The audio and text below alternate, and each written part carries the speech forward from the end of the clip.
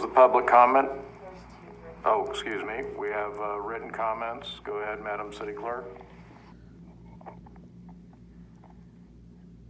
This comment is provided by Tanya Vici.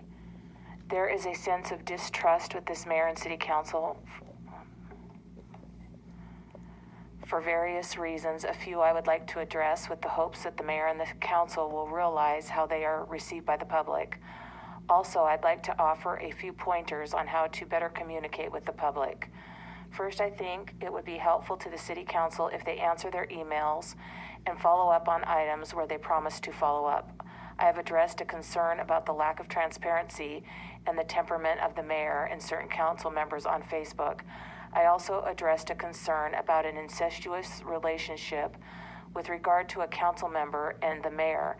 By incestuous, I am referring to the definition listed in Merriam-Webster's dictionary, which reads, an excessively or improperly intimate or exclusive relationship with an example as follows. Any mainstream fashion magazines who have an incestuous relationship with advertisers can undermine their integrity. I sent an email to Councilwoman Folda with no response, asking the question of how the mayor came to nominate her for the position. I also asked for a CV card or a biography of who she is and wanted to request a virtual meeting to address concerns I have with agenda items and voting. I sent the same email to the mayor. My concerns were why some business owners are being treated unfairly. Grant Turner and Brett Runyon were, in my opinion, badgered over RDA money and given a less than requested amount than others. I find it odd as to why. I find it odd what is being done to the Chamber of Commerce, too. The list goes on, and I find it coincidental that anyone who disagrees with the mayor's public stance on issues or the BCCA are denied certain funds or the right to talk and present, such as Jill with the Chamber. And I find it odd that so many of us on Facebook started talking after Ms. Folda finally responded to me on the platform, only to discover many of our emails are never answered. Either the council needs some training on communication in using email, or there is an IT issue that needs to be addressed.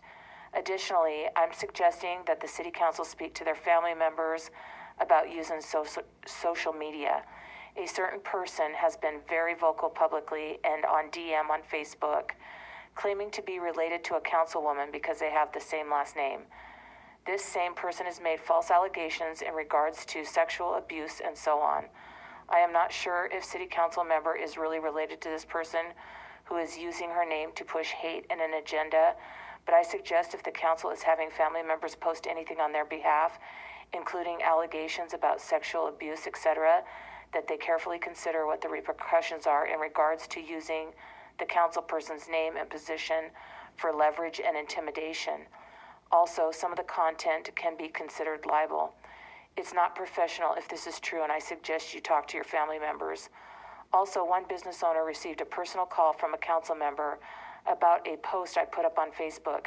Is this typical policy, or is this in a roundabout way to intimidate that business owner from liking my free speech and exercising his own? I find that phone call incestuous on its own and in line with the perceived intimidating nature and tantrum-like temperament of this council. I will be running for mayor in the next election. You may not like my words, my request for information, or my criticism of your very unprofessional behavior, in my opinion, but many of us citizens don't care for the lack of transparency or the ongoing social media intimidation or tit-for-tat treatment we are getting because our ideas and perspective don't align with the city council.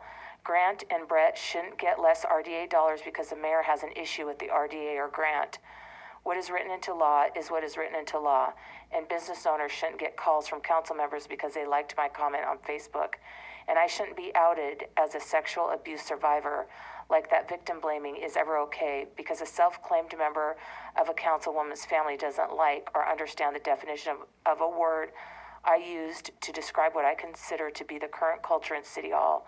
It's called free speech. It's called you men and women being held accountable for your actions.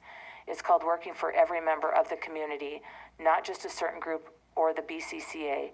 See you at the polls. Tanya Vici.